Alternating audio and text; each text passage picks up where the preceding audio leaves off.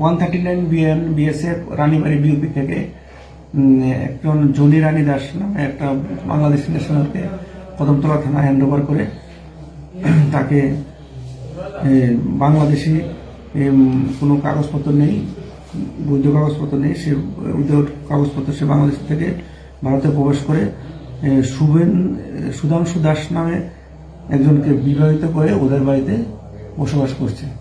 তো এই ব্যাপারে আমরা একটা মামলা নিয়েছি, তাকে কোর্টে ফরওয়ার্ড করবো আজকে।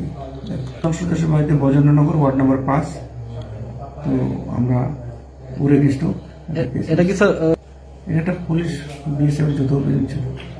জিজ্ঞাসাতে বলেছে যে উনি নাকি বাংলাদেশ থেকে এসছে গত 1 সপ্তাহ আগে। তো এখানে ওই সুধাংশু দাসের বাড়িতে বসবাস করছিল। সুধাংশু দাসের নামে সুধাংশু দাসের সাথে বিয়ে দিয়েছিল, অপরাধ করা হবে। এখানে একজন লোক আছে যে সাহায্য করলে, তার নাম সুশীল দাস, বজননগর। সবার বিরুদ্ধে আমরা মামলা নিয়েছি, সবার বিরুদ্ধে আমরা তদন্ত করছি।